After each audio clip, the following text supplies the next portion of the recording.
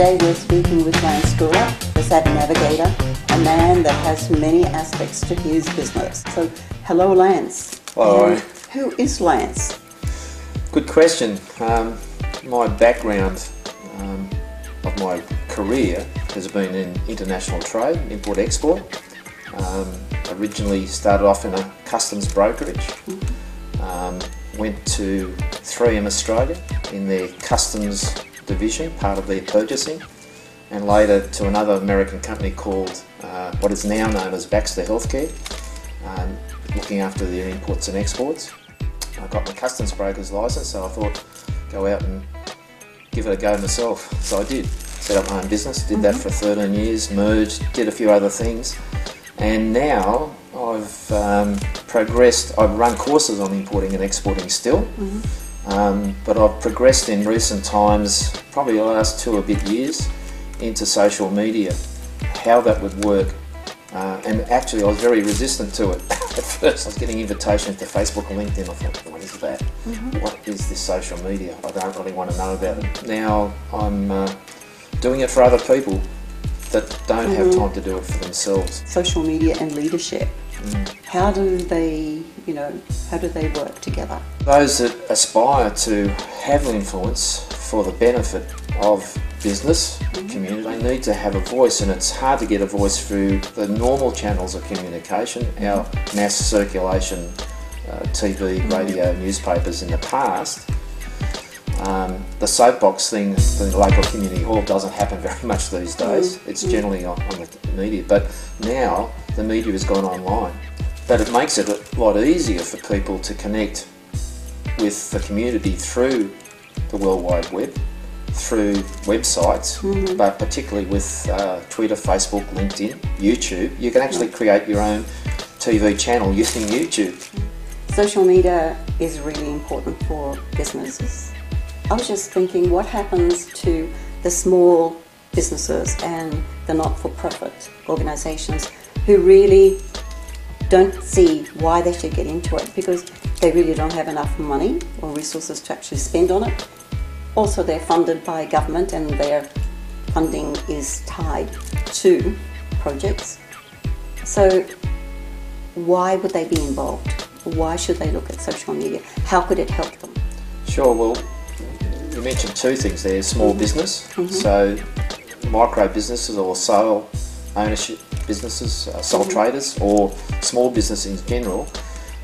It's another way that they can get their message out there today that they couldn't afford using the media that we just talked about.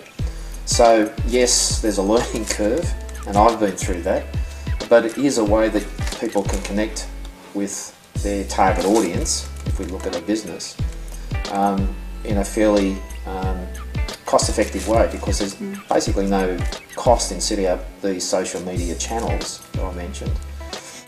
But coming to not-for-profit or charities, I'm involved with a charity called Marathon, and last year we raised about $60,000, and $30,000 of that went to the Breast Cancer Foundation, and the rest of it was used in the marathons, 15 marathons, 15 days in the Simpson Desert. So it's quite a bit of money to make that happen. But we did that virtually with little funding at all. So we use social media to attract sponsors, supporters, and also donations. So on a very low budget, virtually nothing, and I did my part of that for free, of social media, we were able to achieve quite a bit. We're running the same event this year, but we're now getting other runners. We only had 4 people last year, and we're now getting people coming from overseas. I've been talking with a lady in Germany who's coming, some other people from other places, either coming this year or saying too late for this year, even their program, but next year. So how does that translate to other organisations, charities, not-for-profit? Let's say I'm a small organisation, not-for-profit, having 2-3 people working here. I get money from government for specific projects. I'm very local. I just do my work. I just see my clients and that's it. Why would I need to use, or how would social media help me in my situation? So what you're wanting to do is a few strands, I would suggest. One is to look at what funding do we need. Are there people out there that need our services but don't know about it? So getting the message of what we do out there. And also to see people that may be volunteers of their services, whatever that might be. Maybe in the process of whatever that organisation does. But if you're looking from a point of view of how do we get our message out there, well, social media could be one of that. So if they can get some people to provide their services, do social media on behalf of the organisation, just using their time, then that would be a way of getting the brand out there, the brand being the message of what that organisation does, and asking for, support, contributions, and also getting the message out to people that need the service, if that's being provided. Then that's a way of getting and building a community. That's the other side. It's building a community of people saying this is a worthy cause or a worthy service that's being provided, and I want to get involved, either by being a supporter. If I'm a business, I might want to use some of my proceeds to support that organisation. I might donate my time. So there are some ways that you could use social media to enhance the whole organisation in those various ways. And that's a very good example of how an organisation could grow, right? Especially today, where they're competing for funds with others. Sure. So they really do need to have that voice out. So in summary, you're saying that you have to profile yourself in the community. You have to have people know you, and you have to have people then understand what you do. And if they're in tune with what you're doing, they'll come and support you and be volunteers as well. What other things could they do, like, to start that process? Because a lot of people are really scared when they think of social media. They think of lots of money involved to spend on it. Yeah, and I think there's also the not just if they get that it's free to use, as most of the channels that we've talked about are, and the applications that go with them. That's fine, but they say, so I don't want to know that Lance is down at Gloria Jean's or whoever having a cup of coffee with Irene.